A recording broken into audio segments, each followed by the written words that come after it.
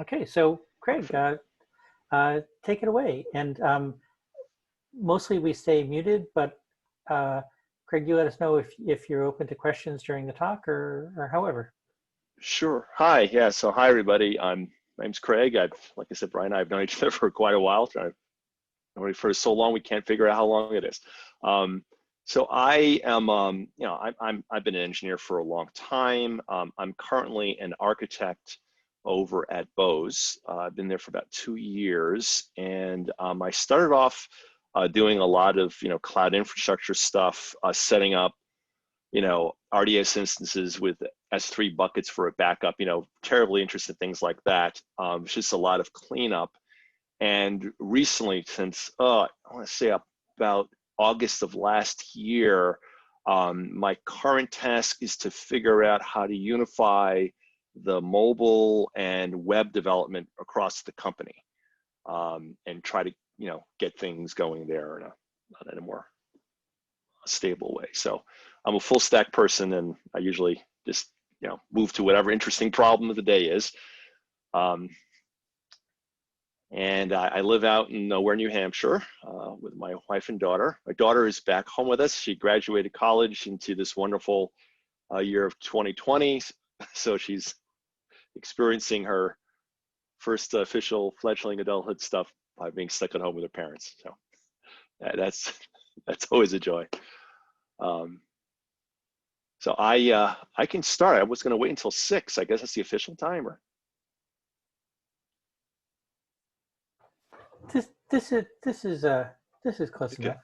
All right. I mean, unless you want to start with any fun stories about yourself. At my company, we always do the two truths and a lie, but we didn't really get set up for that.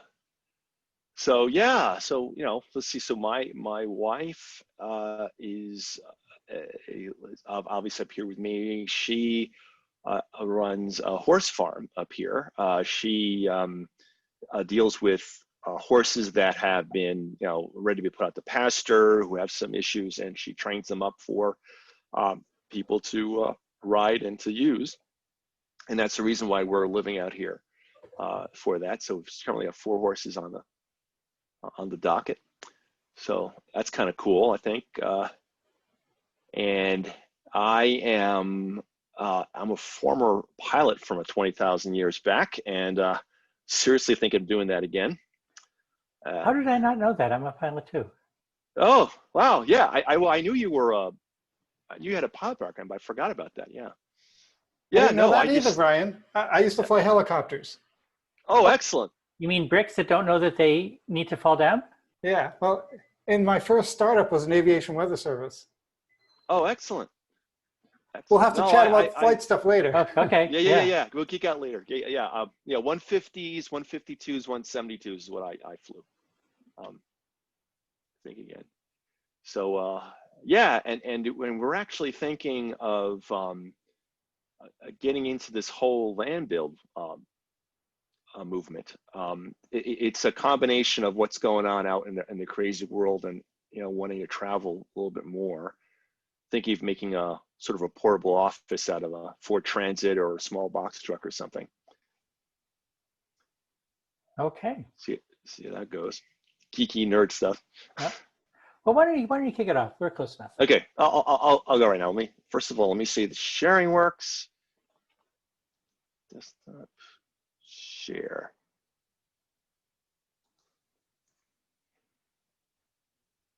One second, I'm finding now to make sure my machine will let me use Zoom.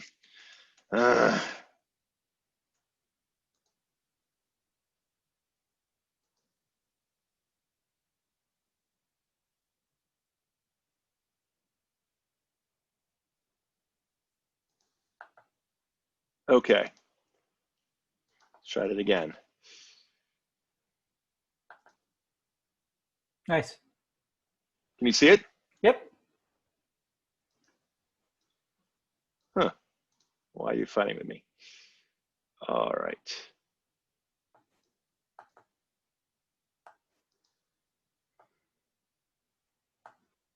Perfect.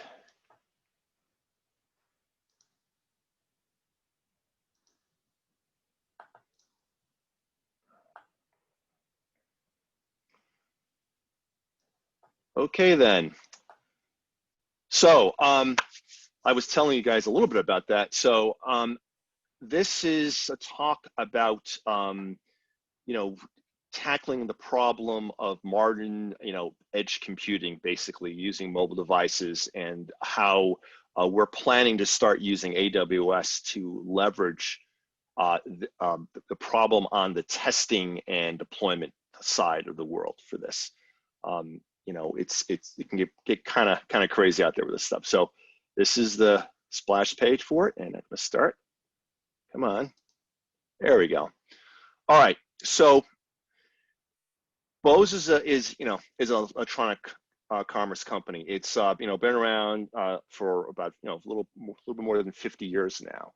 And like most consumer electronics companies, it were looking for newer and better ways for selling stuff, for dealing with its existing product lines and interacting with its physical products, its physical electronic assets that it has out there, it sells to folks, and do it in a way that doesn't annoy and drive the customer crazy. So the usual mobile app strategies that apply to a whole bunch of companies, including ours, are the e-commerce side, which is the whole selling part I just described. There's consumer and electronic device management, and that is anywhere from, if you're selling air conditioners and you want to be able to, change the settings of your air conditioner from your phone, right? Or if you want to actually, in our case, manage your headsets and manage the volume control on that, hook up to Spotify, hook up to existing stereo, basic normal management interactions, those are the two big things that we do. And we've also started moving onto another strategy, which is the edge computing side of the world, which is not, it's new to Bose, but it's not new to a lot of different companies. This is basically extra compute that occurs in your browser or your mobile platform, and it interacts directly with your device through some IoT mechanism. So let's talk about details of the e-commerce stuff. So mostly it's about selling things, right? So we see a lot of apps out there where you can you can buy your food right now, especially where we're all sequestered.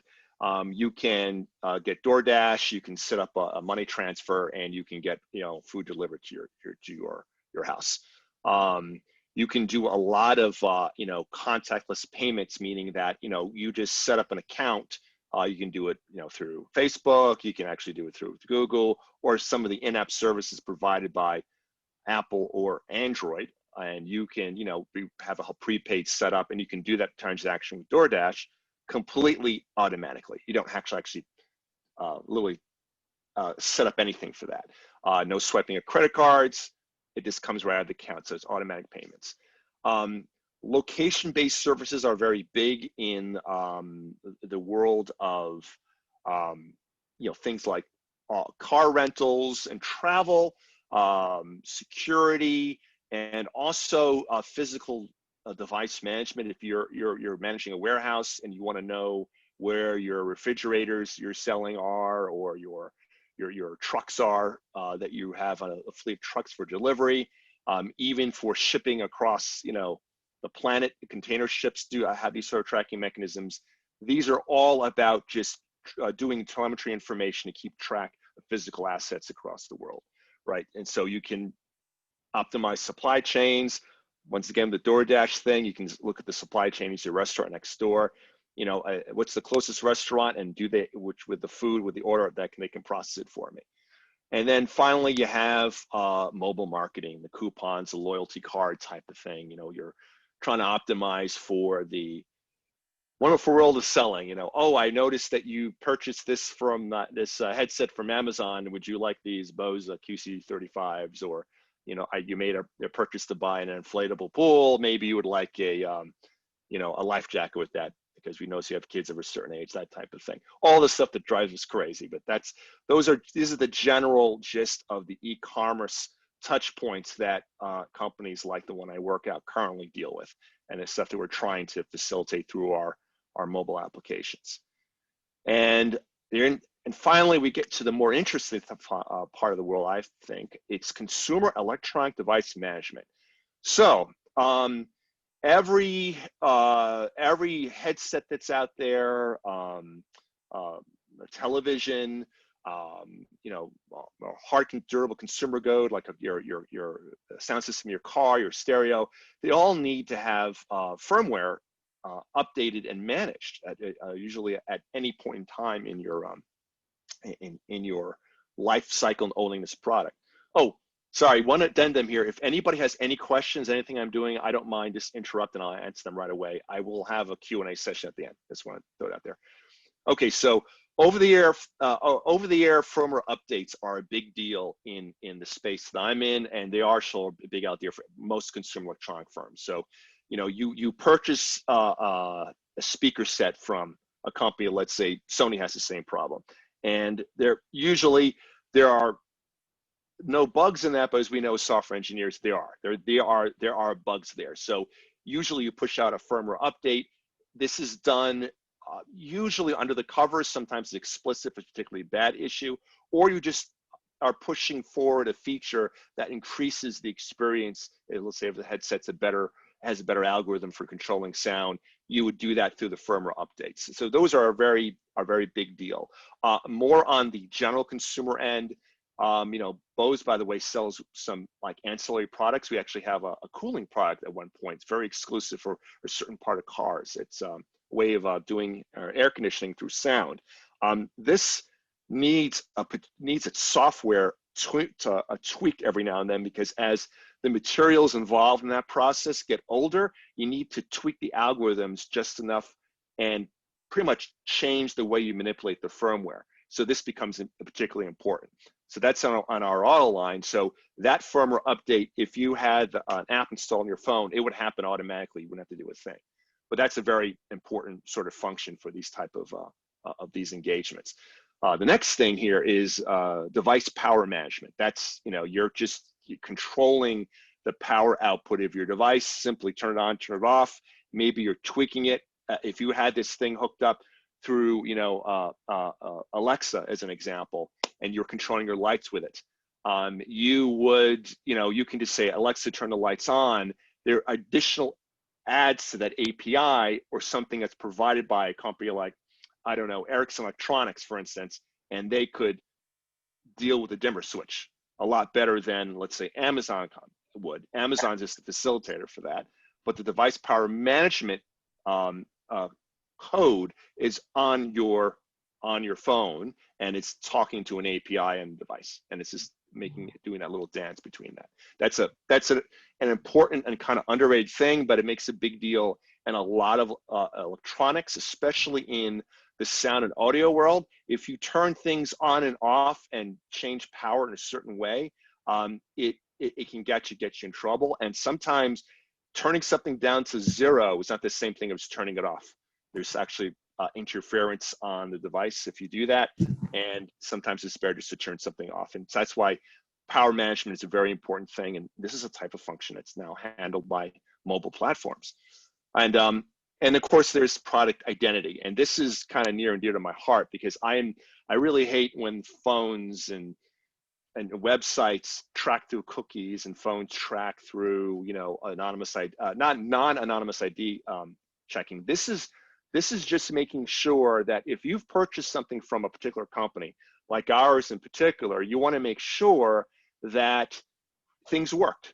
And if something's wrong, maybe intervene before it becomes a problem. So if you have a device that happened to not, you know, do a firmware update correctly, and it basically bricks the entire headset, wouldn't it be nice if that was, you know, that was made available? And if it was known, and there's a set of, you know, there's a product information system behind it, says, oh my God, this is a known problem, the device would engage with the customer in a way saying, hey, I noticed that your firmware update didn't work. I can downgrade for you, or, you know, attempt make another try of it, or hook you up to a customer service call. But that's done through anonymous customer identity. So I don't need to know who you are. I don't want to. I just want to know that you are a user of this product, you've purchased it, and that your I know who you are from the as a Bose customer. I want to make sure your experience is going to be the best it can possibly be. And then finally, not finally, one of the last three things that we deal with is audio and video streaming management. So this is a big deal. You want to make sure that when you're using a product, and let's say you're with your new 400 HE700s, and you want to hook up to the new PlayStation 5 coming out next year in 2021.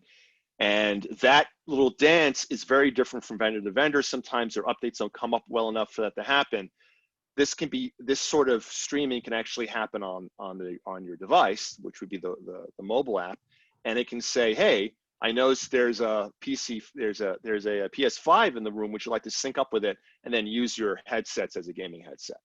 And it can do that for you automatically, and don't do it in a way that doesn't cause you any pain or craziness by going through a huge user interface. It just does it. And then finally, a big deal for a lot of consumer electronics, especially us, is the A&R controls and the product diagnostics. That's just doing the active noise reduction that we take for granted on some of the higher end sets. Those can be expanded to deal with running these type of processes on your phone as well, to give you even more enhanced experience. So if you're sitting here with your headsets and you're particularly loud room, just imagine that not only can it can control the active noise canceling on your particular headset, it could actually enhance it a bit too by doing some processing on the phone itself. And the product diagnostic piece, this is about customer service. If something goes wrong, like I was describing before earlier, you want to be able to say, okay, I've gone wrong, and if you press a customer service button and you're getting annoyed, it just reads everything that's wrong with your device and immediately tells you what's wrong with it. At least someone else on the other end, if you call in, would say, I have your specs for your device, where you purchase it, what's gone wrong, here we go. Now we can actually move forward. And the final strategy that you'll see out there is mobile edge computing. This is the relatively new out of the first two I was describing. This is about taking serious cloud capabilities and running them on the edge device, which would be our case, mobile devices and browsers. So what does this mean to a company like Bose or consumer electronics in general? Okay, so you have a headset. Headsets manipulate sound. It's about processing algorithms and all that stuff, but it's mostly electronic circuits. Imagine if you would run a complex model that you created in TensorFlow against an AWS SageMaker learn session. Let's say you did it for about, you sampled the output of, I don't know, a concert happening in a symphony hall in Boston. And you ran that, you sampled that for maybe 17 concerts in a row. It's a lot of data. Let's say it was a 2-3 hour concert, and you ran it through SageMaker and you generated a model. You can take that model and bring it out and run it on your mobile device. So you could put a filter and have it upload to your headset. So now you have the experience of listening to that venue, actually any venue in there, because you've trained this neural network to actually process the information that way. And that's just to give you an idea and a concrete example of the type of computing that the world's moving out there for. One of the projects we're working on right now is we're doing a headset for Boeing.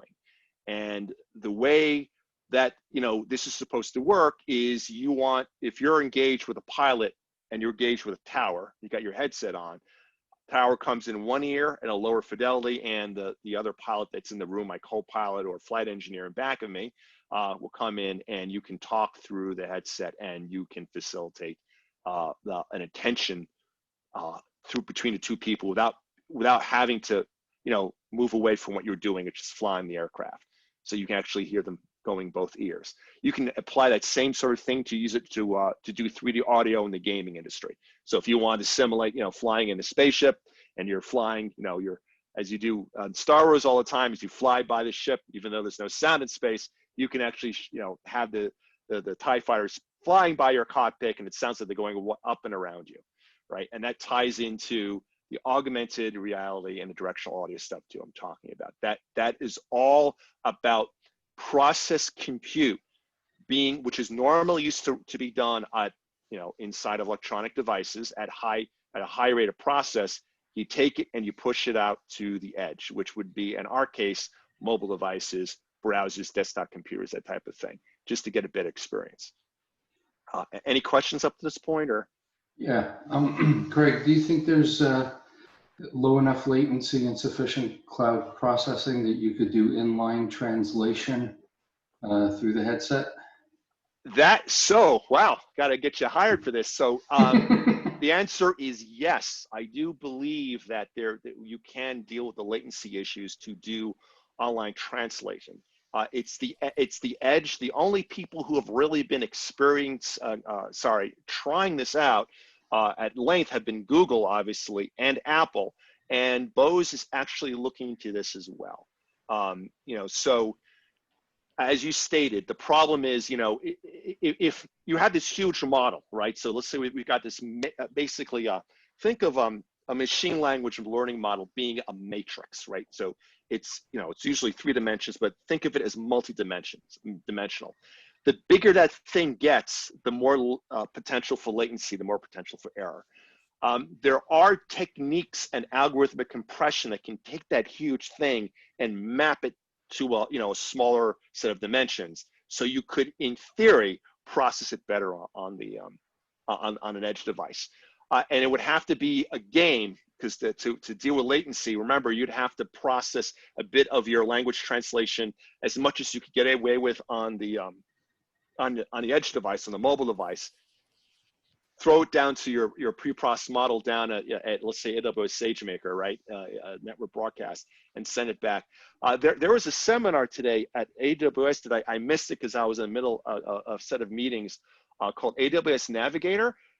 It's all about this, by the way. Literally, AWS announced this, oh my God, a number of months ago, and they had a workshop for it. I signed up for it. I didn't get a chance to play with it, but it was dealing with that. I'm so sorry I missed it. I had a buddy of mine at work went there instead, so I heard about it. So yes, that is definitely, I think there's a play for that space. It is, it would be interesting to try it, and also too, to get to finish your question there, you can also deal with latency and any failbacks by reducing your set. So if it's English of this approximation to French, English to Korean, whatever, you have to be careful there, but there are games you can play to get it better. And I think the algorithms and the computation speed on the devices themselves are making it quite possible. Craig, okay. If I can jump in on that. Sure. When I was working at Motorola after Broadbus, I actually ended up getting a patent on something like this, where you can do closed captioning in essentially Spanish on TV, but we developed a system where we could intercept essentially the text part of the codec and apply real-time translation, and then you could do closed captioning in whatever language you wanted. Nice. But then the yin and yang of everything, Motorola said, hey, and then we can sell people's personal identity information and tell advertisers and big bad government what language they're using at home. And it's like, yeah, no. Yeah. Wow. That's cool. And that last bit is what we're struggling with right now, where we're actually winning that argument. That is the last thing we want to do. We introduce these services. Like I said, anonymous identity collection. I want to know if the translation was helpful, if it was accurate. I don't care where you are. I don't care who you are, outside of the fact of, did you use an HE700 for it? That's right. it. I don't want to know. That's all we want to track. Right.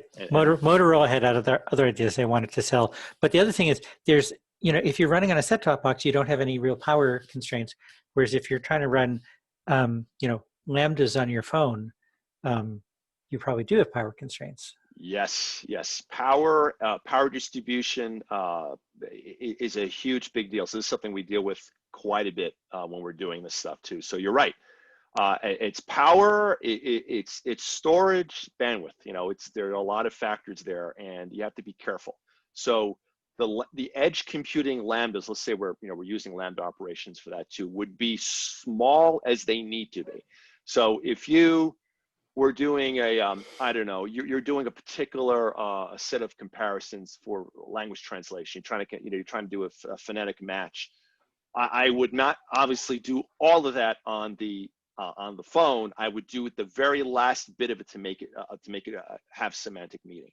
So if you guys remember back from your compiler days, when you have all the levels of compilation, you actually choose, and there are 10 steps essentially. You probably only do the first two, right? Which would be detokenization and display. Anyway, I could make a whole talk about that. I'll do that some other time. I just wanted to get to this particular thing. So any other questions about this last bit before I go on? Just a quick one. Sure. You know, talk about putting compute in the devices. Is there any thought about them making that open, like making a headset device that I can put my own algorithms in there? Yes. Okay. So this is political, especially at Bose. So the idea of running software, embedded software, firmware on another platform itself was an issue. So, you know, we were talking about this last year. You want to know, they came at me with pitchforks and, you know, flaming devices there. So it's gaining more acceptance because a lot of people are looking at this. So yes, we definitely are looking at this particular type of platform. So the reason why I was a little bit more confident about the language translation, we have some very sophisticated algorithms that run on our headphones for doing, you know, binaural audio, you know, Laplacian transformations that can do some pretty cool things. The idea is to lift a portion of those computational assets and run them anywhere on a Raspberry Pi, an Adreno, your laptop, other headsets. That is what we're exploring.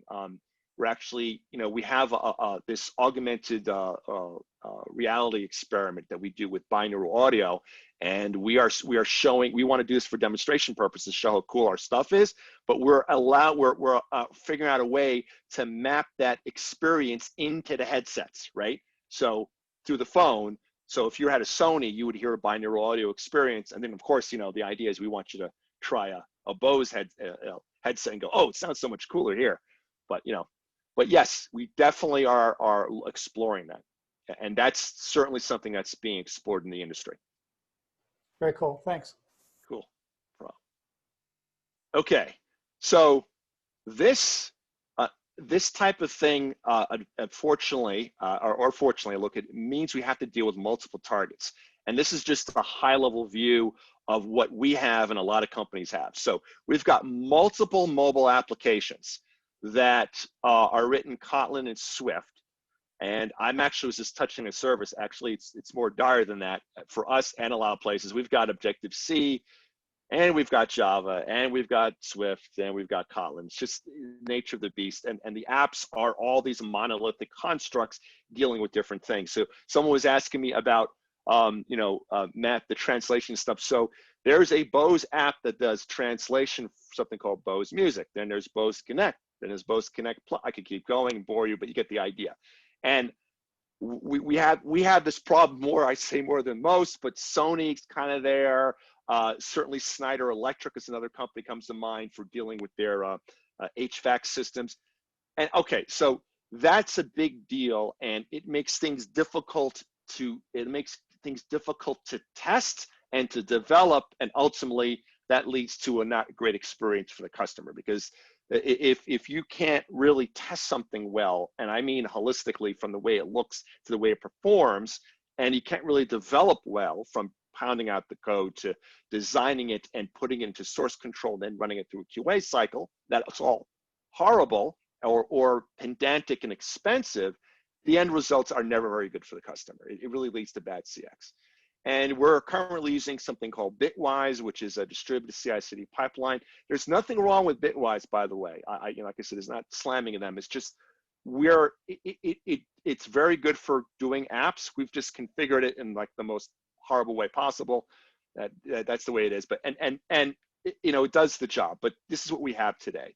And because of that, it limits all the devices that we really want to hit. So if you see at the bottom here, I've listed out the target and devices of platforms. So we want to hit iOS, we want Android, we want a Raspberry Pi.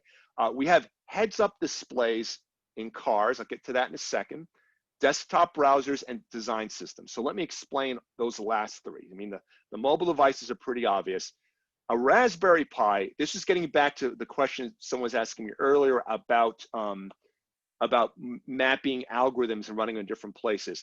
We have use cases right now where we would like to run some of our mixing software that we traditionally runs as embedded hardware or firmware on a different device and make it available as an open source thing and say, hey, if you'd like to, you know, participate in this open source project for doing this particular, you know, binaural audio experience, here's the code. You know, we won't release the algorithm. This is the code as an SDK or API, and you can run it on a Raspberry Pi, an Arduino, you'll name your multiple target, and here's how you do it, okay? And it's just running a piece of what's running in that mobile app already or that firmware on the Raspberry Pi. We also need this for testing because right now we have a very good, you know, testing environment for small little software components. So, you know, these are chipsets, you know, what have you, you know, operational amplifiers, low bandpass filters, all that jazz. Great. On the software side, not so much. Well, wouldn't it be nice if we can combine the two worlds and make those into software constructs and we can run them on here as well so we can see how the software reacts on a Raspberry Pi. That way you could have that thing simulate being any device that you want too, in theory, right? If you set up the right drivers and all that. And okay, the vehicle heads up display. So, okay, so Bose also sells to a whole bunch of automotive manufacturers, you know, Nissan, Ford, you name it, it's probably there. I usually have the list ahead of me. I just can't remember them all. And I'll give you an example of some technology challenges there. So we have speakers and sound systems in there too. And most, you know, vendors allow us access to their API so the user can tweak the sound, whether that's a voice to text interface, or it's literally interface you press to change the sound on your speaker, or even change your radio settings. It really depends on which automatic manufacturer. All of these heads-up displays they're think of them as either being like iOS-like, Android-like, meaning, you know, it's some sort of you know, Xcode friendly Objective-C construct. Android means it is a fork of the JVM. And they also have browser variants. So they have versions of Edge up there. They have versions of V8. And since V8 and Edge are the same thing, you know, you get the idea. They're browser based, okay? And that's great, but we, you know, once again, we have to make these weird, you know, hybrid apps essentially. And if this thing was a component that I could run, you know, I could write once and it could run on iOS as an example, and on the Ford Explorer it's coming out, well, that'd be great. That'd save me a lot of development time. And it gets to the part I'm trying to lead into, which I'll get to in the next slide.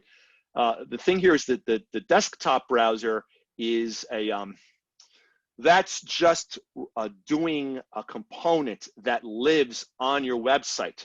That, let's say we had an app purchase widget. It goes out there and allows you to upgrade your headphone. Like you get a headphone and you want a USB dongle so you can hook up to another device, all right? Let's say that was offered on your phone. Wouldn't it be nice if you were on a Bose.com site or even getting it through Amazon, that link was available and you click on it and it's the same code making the same calls to the same REST API to deal with that. A design system, those of you who are, you know, working in a company has a heavily UI-based thing, that's what the UX and marketing and salespeople see of your user interfaces, no matter what platforms they're on. These are the workflows for your e-commerce site, the workflows for your device controller apps, e-commerce apps, whatever. This is what they look like. This is the InVisions of the world, Zeppelins, Stencil.js, you know, name your design system of choice. The idea here is to provide a way for us to share code in those design systems so people can make different components from the UX side, but everything looks the same and it's actually the same constructs, like a core set of button controls or drop downs that you would normally, you know, just recreate over and over again. You can actually share them again for design purposes as well. Okay, and this is me getting into more of how this is going to be done. All right, so we're really talking about here a component-based approach, right? And this allows us a couple of things. It makes things easier to develop and it makes things easier to test, right? So I started to break up the monolith I was describing for all the different apps, right? And you break it up traditionally into, you know, view, model, components. The term in the user interface world is the MVC star pattern, right? Or it's MVC star. I always forget how they do it, but that gives you the acronym. There's a model view controller, model view model, and model view presenter. I'm not going to go into those here too, because once again, I could go on for a while about that. Model view controller just means let's start with that one. I'll do the first two, and I'll go through all of them. Model view controller. Model represents data and behavior, right? Think of it as a method with getters and setters and a couple of functions, right? Let's say it was something that calculated your interest rate, and literally it knows how to do that and knows how to display a number, and that's a simple model. View would be a construct that displays it. It knows how to display just the model. The controller is logic, but it's not necessarily application. Not necessarily business logic. It's app logic. So let's say we took the model and the view. I've got my interest rate calculator. My view is an interest rate button with a display for the button with the results when I press calculate. All right, and the controller is going to be the thing that just ties those things together on whatever platform. So if I'm on the web or if I'm on Android, or, you know, it's I don't know, it's an LED display, right, or old page or whatever, you can actually facilitate the user interaction through the controller. Model view model, model view presenter are just variants on those constructs. So I'll give you an example. What a model in the model view is the same as described before. A view model is would be an instance of that thing. So I create this general model represents an interest rate calculation display. The view model would be I don't know, doing the interest rate calculation for LIBOR for a stock purchase, right? And then the view is the same as I've described. It displays view models, and you know, these are all. The point is, this is just a way of logically separating these things, and obviously that leads to physical separation, which makes things a lot easier in development and ultimately on testing. Okay, and yeah, I jumped ahead on that too. You know, knows about the random model behavior. And here we go on how we're going to apply this to the picture I showed you earlier, right? So before it was kind of monolithic.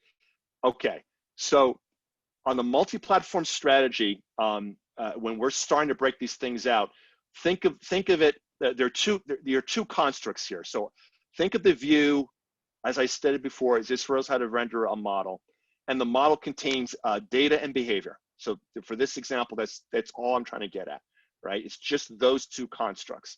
And the first thing we're going to deal with is the model. And here's where we're starting to do things a little bit more interesting, preparing for our being pushed out to the cloud. Right. So the model represents code that manages a data type and also has some processing. It can be anything from a simple display to an incredibly complex calculation, like some of the binaural directional audio stuff before. So this could be a sophisticated Laplace transformation or something just like, you know, I don't get me the last volume setting I just ran. but to give you an idea, these are it could be very highly computational things or fairly simple, straightforward things that represent business rules that are important to what you're trying to do. We're leveraging a Kotlin native in order to do this. Rolling a step back, Kotlin Native is a new extension to the JVM that allows you to hit multiple targets. And I'm going to get pretty nerdy about this right now, but there are two major players, as we know, in the world of software development going back many years. There's C, C++, and then Java came out a few years later, or actually many years later, but C's been around for quite a bit. But they both started experimenting with bytecode constructs. As a matter of fact, for those who may not know, a lot of the original JVM was written in C. And they developed the bytecode for Java, what have you, all the mappings and all that stuff was on the Java side. C++ actually had its own bytecode system in its compilation stream called LLVM. And it stands for low-level virtual machine. The virtual machine piece ceased existing many years ago, but what has survived is the bytecode and the tools to support it. So what that means, in a very strict, high-level way, is that you can take C++ and C code and map them to different languages, because they said, oh, okay, map to a bytecode, and then in turn, I map the bytecode to JavaScript. I map the bytecode to Java bytecode. I map it to stuff that runs as Rust. You get the idea, different language types. So what the Kotlin native groups have done, they've married the JVM's compilation tool sets and the LLVM, C++ world, GCC. I forgot the name of the C++ guys, gals, I can't remember, but there's a couple compilers they've tooled together so you don't have to do this type of mapping. So that means I can now write code in Kotlin, and I can map, straight Java, obviously. I can map C++, C, executables on, I can map to executables that are running on iOS, Mac OS, Watch OS, Linux, multiple Linux constructs, and Windows. As well as JavaScript. I forgot about that one. And also another construct called the WebAssembly. That's a type of bytecode runtime that runs on the browser. And I'll get to that in a few minutes. So, okay, that's a lot there. Why do I care? I care because at the bottom of the picture, because I can take code I've written in one language. Now, this is just logic. This has nothing to do with display. This is my model of the UI, and I can map it to a framework library, a jar, or a JavaScript file. That allows me to write libraries for iOS, for jars, obviously, that's the library construct for the Java world and Android, and JavaScript for something called a progressive web application. So take a step back. A progressive web application is a mobile app written in some sort of JavaScript framework. It's React, Vue, or what have you. And it manipulates the browser so it looks just like a native construct. And it talks to things like your file system, Bluetooth low energy, making database calls, REST calls, all of that's done through the API supplied by the browser. So every single mobile device, iOS, Android, they've got something called web views. So they're headless browsers that support the browser API and specification. As browser wars occurred, people didn't realize it, but the W3 specification for all their APIs, for all of that stuff, actually became a thing and got adopted. So these run throughout different applications. So you can write essentially a native looking app with native behavior that runs in this way. And this means that you can write one code base to tap multiple platforms. And this is very important to some of the testing paradigms I'll be describing about in it when I get towards the end of the talk. But anyway, that's on the model side of the world. That's just the low level, logic and control stuff that I can now write in one way and hit these multiple targets, these different, these app strategies essentially, and platforms. Any questions, concerns, thoughts about this type of thing, or? Okay, so as we're moving forward here to now, we're getting into how this is structured, how it's deployed, and ultimately how it's tested. So right now, we're in the process of breaking up into this particular configuration. So we've got these Git repos that we're using. A mono repo is merely a repository that has multiple targets in there too. So if I was doing this in Gradle, and let's say I had a component repo for a button, a select box, and an audio filter component, then I would have a top level folder, and in Gradle have all the Gradle submodules, and each one of those deploys to an artifact repository somewhere else. I can do the same thing in the Node.js world. I can do the same thing in Rust, Ruby, what have you. But they call them monorepos because some languages don't really, they call them sub-projects, and it gets confusing. So that's a blanket term, and that's what we're using for these things. So I've got a monorepo representing my Vue components for the web. I've got stuff for iOS. I got them in Android, and then I have some of these audio components represent things like sound filters, binaural audio things, and processing components are some of the more complicated, digital signal processing things I was talking about earlier, right? But you get the idea. So this would be one repo would be just a bunch of model stuff written in Kotlin, and then the rest of these would be written in different languages. So the Vue, I have a Vue in TypeScript. In this case, I have a Vue in Swift, and I have another one in Kotlin. We're writing them in different, the underlying logic in different language to these things, because we could transpile and compile, but that's much more difficult to do on the UI side, believe it or not, than it is to do on the low level side. It's just the nature of the beast, and it's pixel perfect. And I'll explain how we get around that problem in the beginning, and how when we start testing it. We do share style sheet constructs between these things, if it makes you feel any better about the duplication and reuse. But that allows us basically to have a button that you can go look up and say, oh, here it is in iOS, here it is for the web, here it is for Android. And this is our initial setup of Device Farm, which is, it's not the only construct here. I'll get into this more detail and real soon, but this is a thing that's running the tests and simulating the devices on different platforms.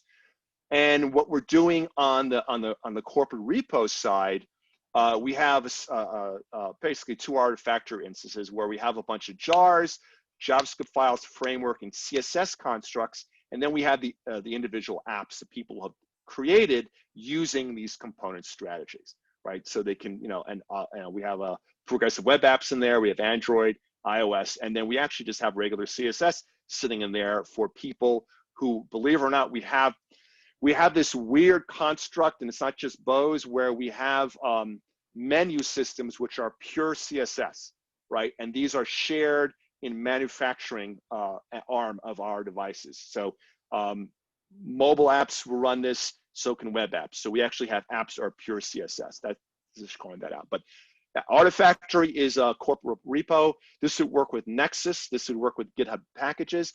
We're just happen to be using Artifactory for this because that was a choice. And now you see on the bottom that all of the targets that I had blanked out before. So if you recall that here I had, I only had 2 of them. I now have all of my targets available to me now. I now can get to that Raspberry Pi. I can get to that Ford Explorer and Nissan heads-up display.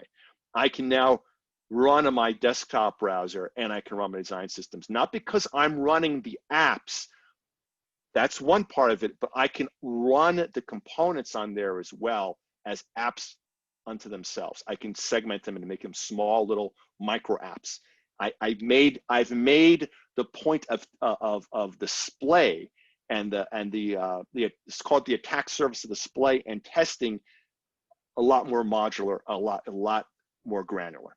And that type of granular testing is common, testing 101. If I can test down to the unit level, that means when I get up to the high level application, I have less likely issues of less risk of failure and of bad experience. And something else that we're going to get from this is that all of these, the behavior and the look and feels will be the same for this app, because it's, you know, I'm not writing the button 15,000 times or a logo or all those weird things, or even more subtle things like gestures. And of course, the more important things, I'm not writing that binaural algorithm again, you know, 3 or 4 times. I'm writing it once and I'm sharing it across the apps. Okay, so Device Farm, finally, talking about some AWS stuff too. All right, so Device Farm is, you know, the name is actually pretty cool. It is a large, it's based on a couple different existing services. It's been around since about 2015, actually. And it allows you to set up instances of various different AWS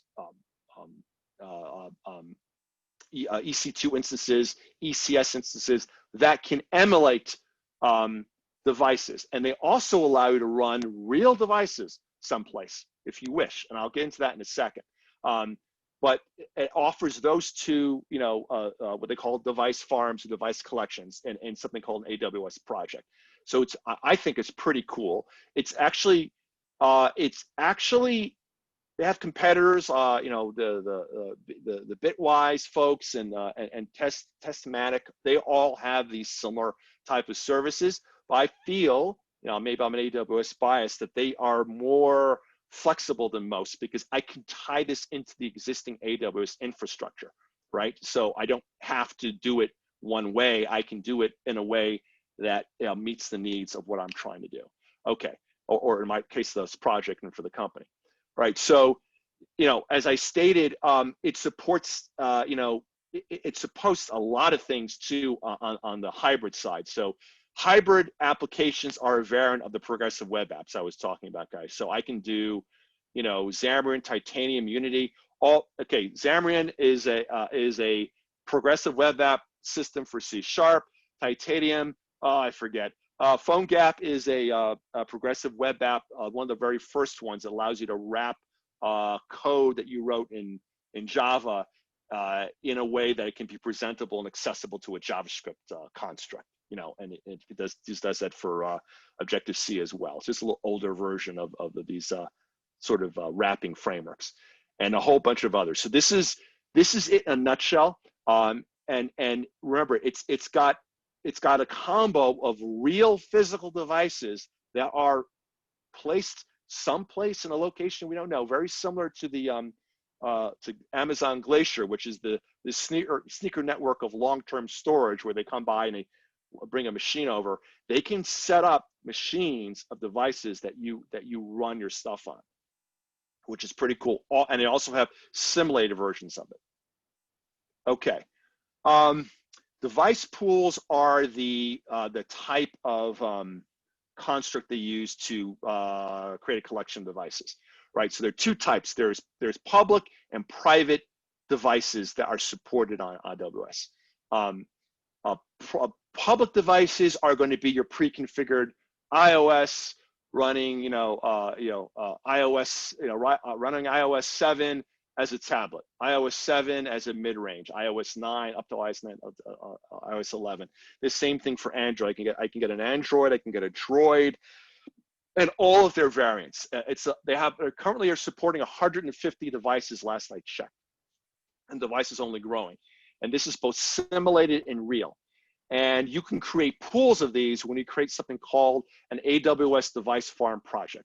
All of AWS Device Farm is configured very similar to the way you would, if you're familiar with interacting with AWS, oh my God, I just skip my head right into what's Elasticsearch service has this, AWS EMR, Elastic Beanstalk. They all have CLI constructs that you can use. So you can get in through the CLI, you can do it to the console, or you can do it through the API, which means these days AWS CDK. So you can just talk, set up your own project in whatever language you want, and you can build up the whole project that if you wished. So the provisioning options are everything you've learned before, and you can tie it with the existing services. So it actually offers all that. The thing that it offers is this device pool mechanism, right? And it really makes it, you can get a mix of the private and the public constructs to really do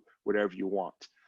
As a matter of fact, one of the things that we're exploring with Amazon right now is creating our own private devices that simulate our headsets. So we have a whole host of headsets and earbuds and speakers. And the issue with testing, we would like to, we're doing these firmware updates and we're talking to devices. All of it is stubbed out, and that's good, but wouldn't it be nice if it wasn't a stub, it was a SIM? And we have internal constructs for mapping, stuff to a Raspberry Pi to make it into a thing we can test against. But it's a very manual process. The original testing harness is done in Python. Nothing wrong with that because it doesn't have to be terribly performant, but it's a pain, and not everybody can have a Raspberry Pi, especially now that we're all sequestered away. So what we're discussing with Amazon is mapping our constructs to run on a what they call a GPU mapped Docker construct that sits on top of a specific generic hardware, right? That Amazon provides. So it's a private device that can simulate a list of different behaviors for our Bluetooth low energy protocol, our Bluetooth SBP, and a lot of our USB connections. All of the communication avenues that you normally have on an electronic device. We want to be able to simulate that for testing. And that's going to be probably a private device. So Lily started talking to them last week about that, and let you know how that goes, but I just want to mention that. That's an example of dealing with that.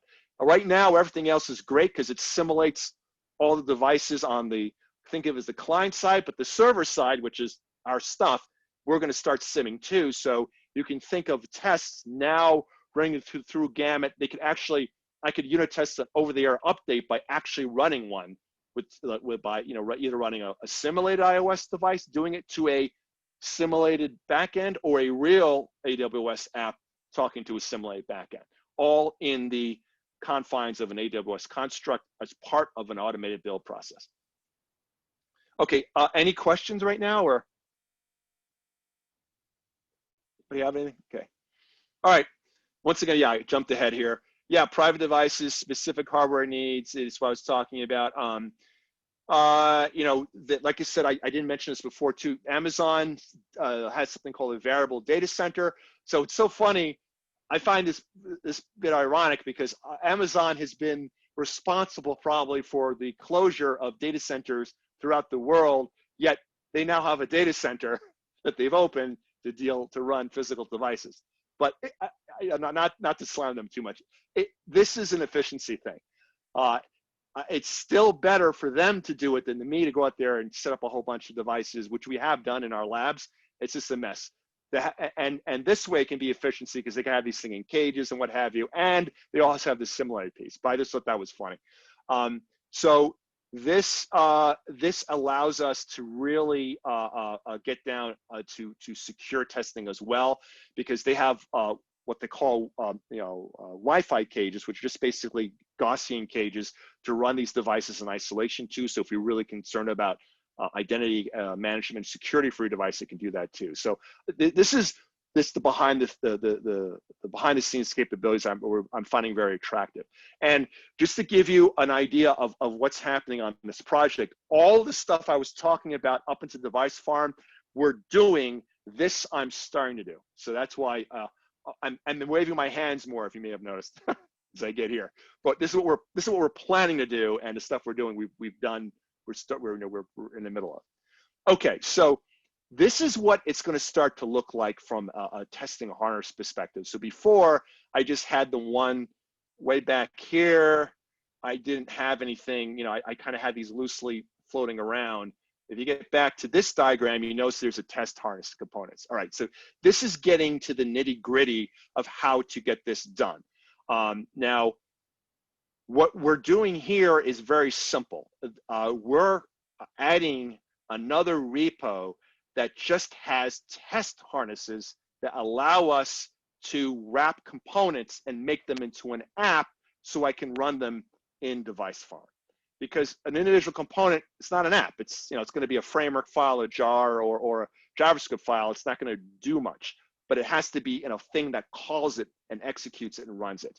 So we're going to do this using a tool supplied to us by AWS Device Farm. We're calling this our test harness and component layer. So that's something that we're in the middle of exploring to write right now. And as you can see here, it's the beginning part of fleshing out this CI/CD pipeline, which at the end of the day, that's what we're using Amazon to do. All right, we're using it to run a piece of our CI platform and our deployment platform, and doing it in a particular way. It's kind of unique to us, but reaching in and using Amazon services to help us with that. Okay, so they have two types of test environments in AWS Device Farm. There's something called a standard environment and a customized environment. It's a YAML file. I was going to bring a sample in here too, but I ran out of time with this. So it's a simple YAML file that you would normally see in I don't know, Docker Compose or any configuration stream. You know, God, I don't know, some of the NoSQL databases like MongoDB had one of these for setting up the configuration, and you can set things like, you know, all of the reporting and logging, which is very important, hooking up to Cloudflare. It's all set up in this nice little YAML file. So there is a CLI, like I mentioned before, in AWS. There's an AWS Device Farm CLI. You can start a CLI as an SDK install, like you would, you know, Elastic Beanstalk CLI. Any of the CLI constructs come out of Amazon. They run on your local machine. You can log into a particular instance that you have. Those instances are called AWS Device Farm projects. You set up your device farm and you set up your testing and recording criteria. What I really like about it, and like I said, I apologize for not grabbing screenshots when I was running it, because I did, but guess what? I didn't save them. Smart man. So I'm not going to run that up again. But anyway, okay, take a step back. Every single unit and integration testing tool takes screenshots of the app. And what these services do is they know where these screenshots are, and they integrate them very nicely, and they allow you to see them in a nice little report. So you can see the performance data. You can actually do videos of your screenshots. You can log one endpoint interaction to another. It's actually pretty cool, and I really like it. I really like how they're doing that. And that's another thing that's attracting us to them. So they're taking care of the management of this rather sophisticated pipeline, or something traditionally you need an army of QA folks to deal with. Now you just need a small number to manage this. So the nice thing about when you set up a test environment on a project, let's say a QA engineer now logs into their AWS instance, and they can go in and run a test, right? They'll run, okay, this is the latest code in, and I'll just run it, and it goes on its merry way. They're a little bit more detail into the pieces here.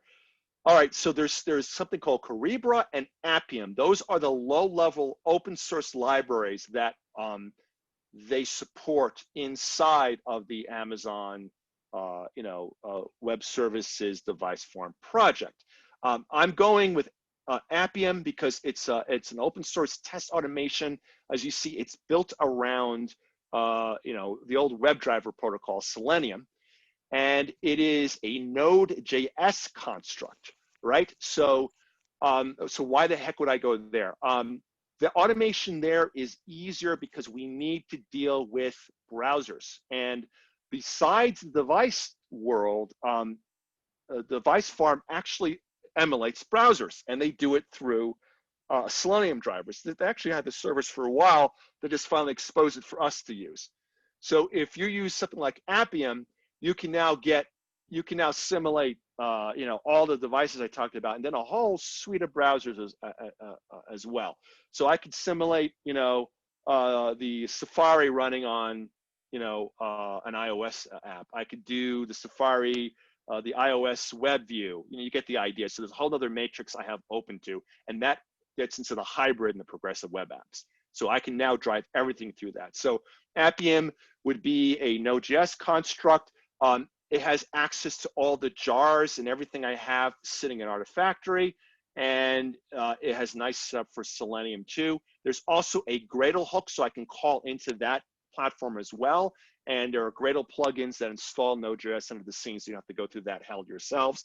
This would be set for you, but that would be in that's what would be in this test harnesses repo. All that would be set up, it's ready to go.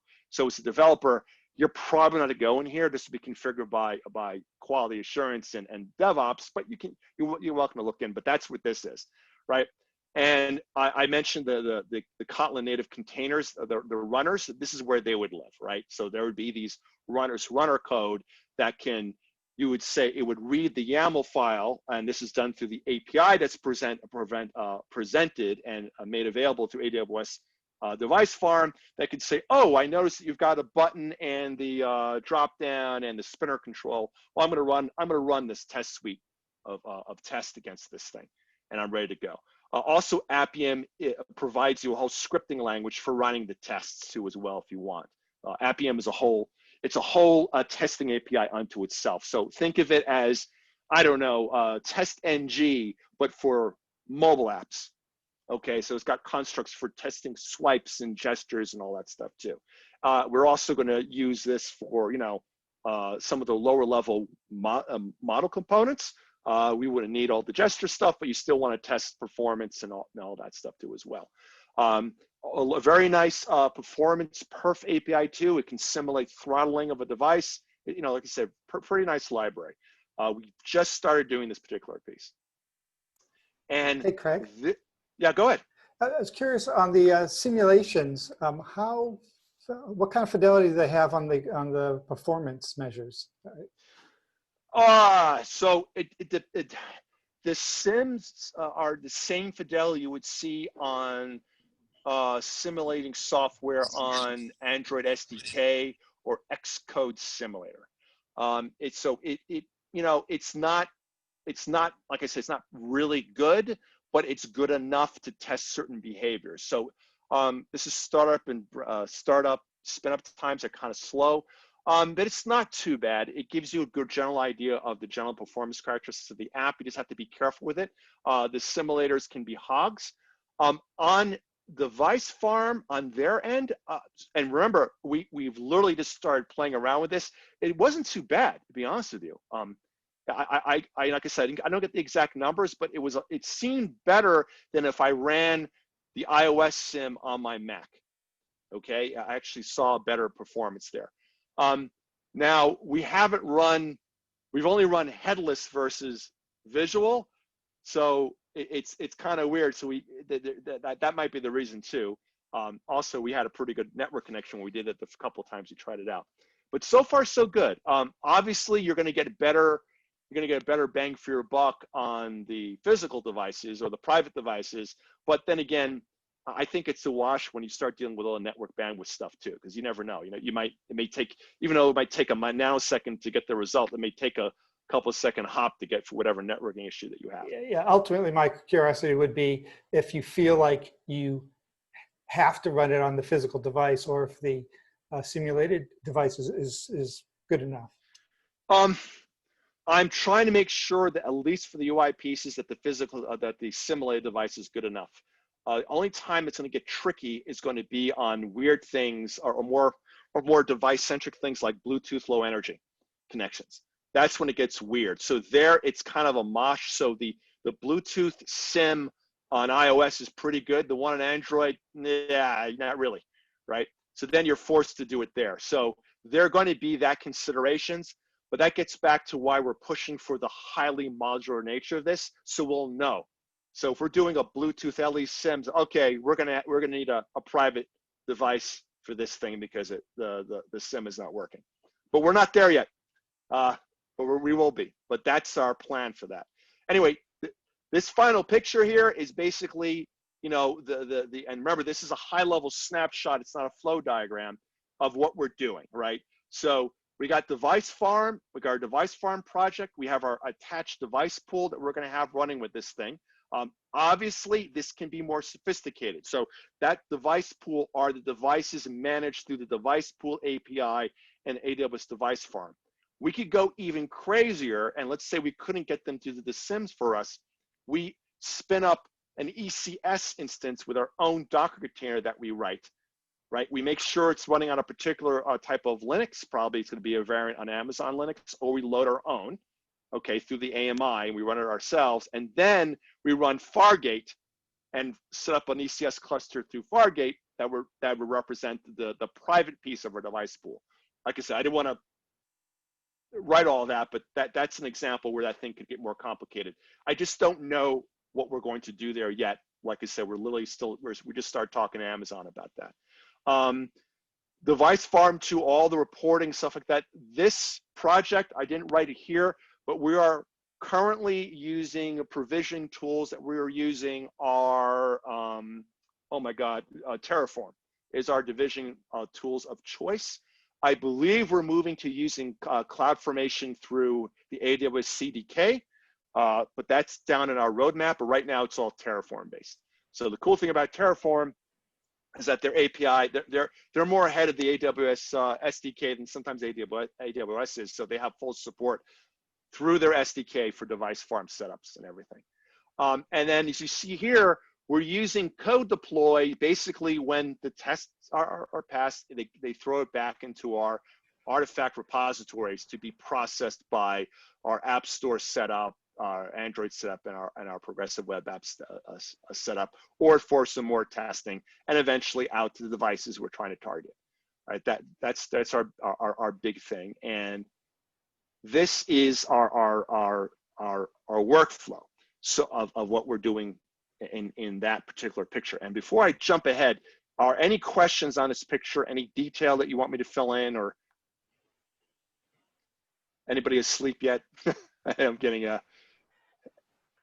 Okay, I'm gonna jump in. Okay, so this is what we're going for. That entire structure, physical snapshot of our architecture, is really about driving this.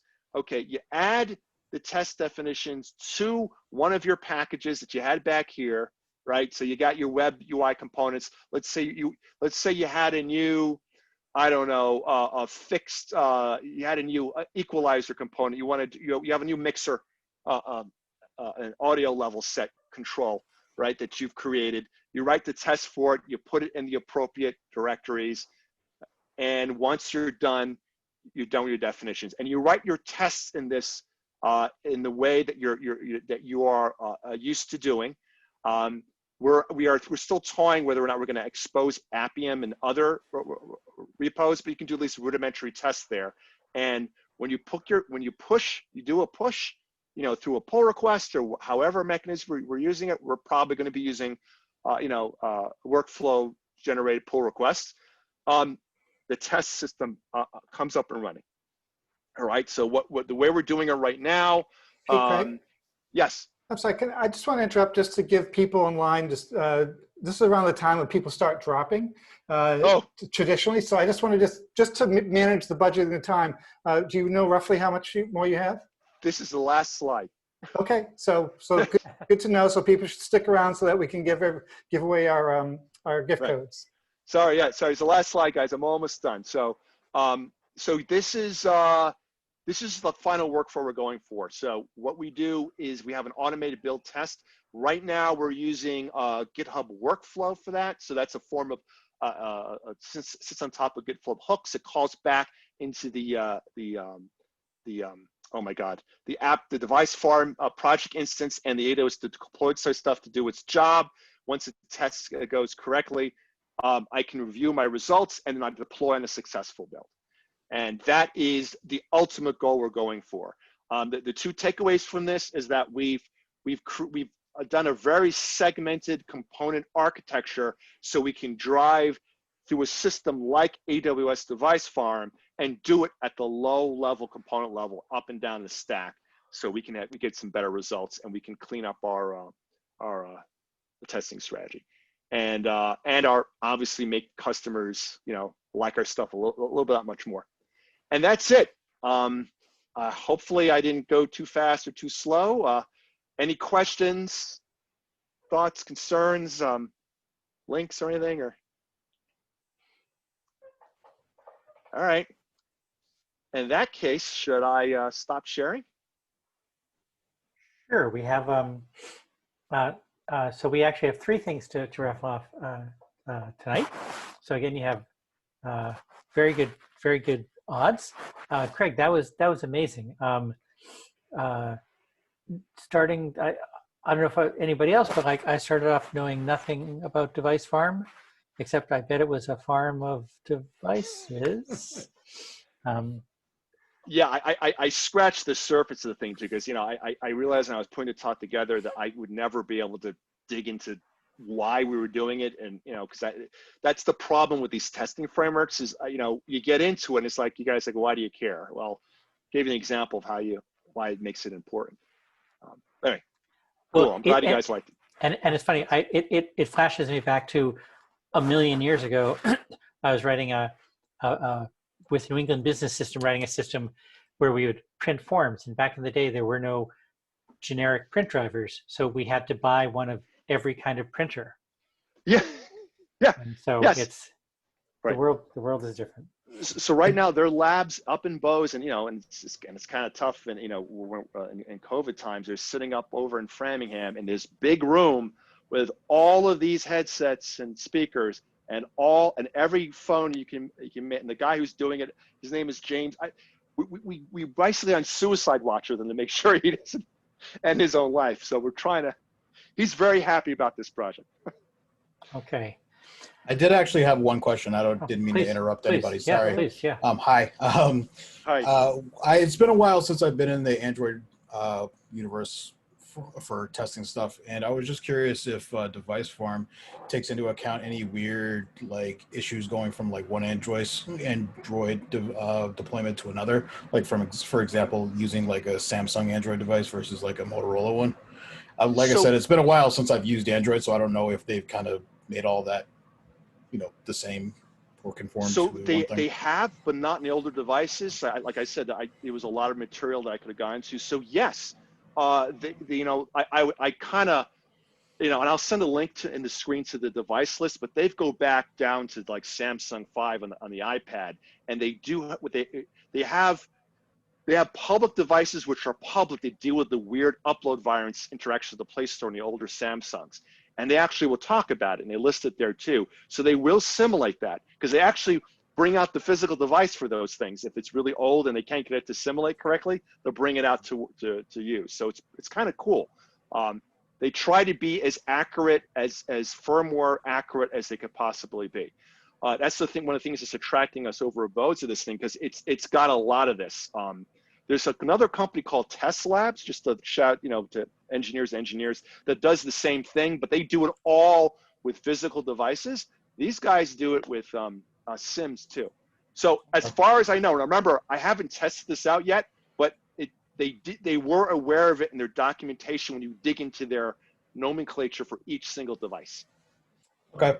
I was just curious because I know a long time ago, each company came out with their own different version of Android, and I know testing things across all those devices was a big concern. And I don't know, it's been a while since I really dug into Android devices, so I don't know how much they kind of conform to one these days. So that's just something I was curious about. No, they've gotten better, but you got the legacy, and so it's better in some cases. In some other weird cases, like the weird stuff, like if you want to do, motion detection on the older Samsungs, it's still that wonky. You have to do 15 calls to get it to work. And it's just the one now, even though the spec was supposed to have one call for initialization on that. So that really hasn't changed. So you're there. But the cool thing is they look like they have a SIM for it. Awesome. Yeah.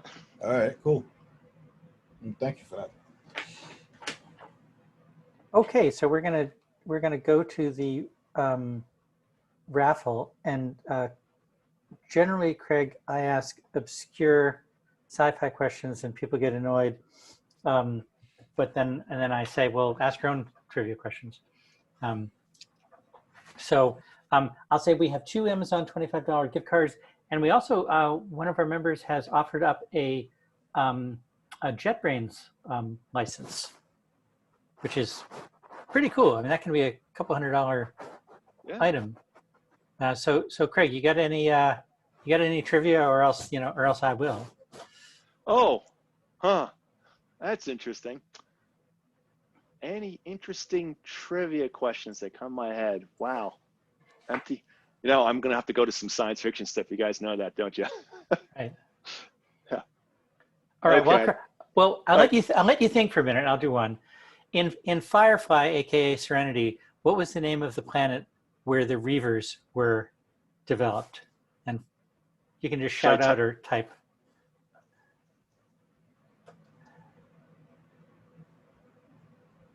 Yes. Okay, Craig, it's a little odd for the speaker to be the winner, but okay, awesome. And the answer is Miranda, which is also the name of my cat. Not that I'm obsessive or anything. So Craig, would you like the JetBrains or one of the gift cards? Oh, that's a toss-up there. I already have a gift card I got from something else, so I'm going to do the JetBrains. Okay, I will send you the promo code for that. Thank you. Okay. All right. Now you've had time. You can do a trivia question for the other two gift cards. Oh God. Okay, I have to do something less crazy. Oh boy. Okay. Here is Okay, here's a really nerdy one. I apologize, guys, because I'm a big science fiction, in case you've noticed. But do you guys actually know, who the who played Green Hornet's partner in the old 1960 television show? The hint is yes, we have a winner already. We have a winner. All right. Yes. Kelvin. Yeah. Sorry, the Batman talk earlier just. All right. No, that's all a right. good one. So yeah. So Kelvin, send an email to me, briantarbox@gmail.com, and I'll send you the code.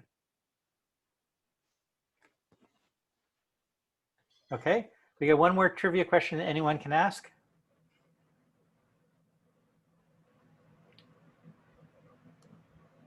Ken, you look like you've got a trivia question. You know, I did so poorly last time. All right, so this one's, I think, just way too obvious, but just the image popped into my head. So what defunct airline is depicted in 2001 Space Odyssey?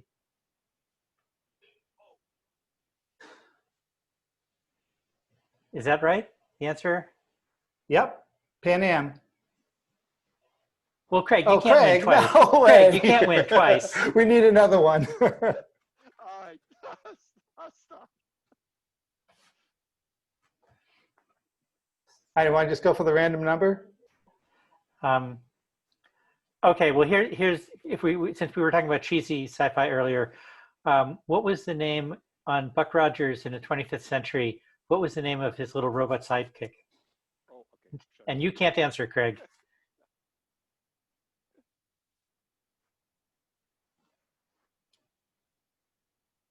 Yes, we're matching all the stereotypes. Yes. All right, Yep. Luke. Yep. Luke, you win. And again, Luke, send an email to briantarbox@gmail.com, and I will send you the other gift card.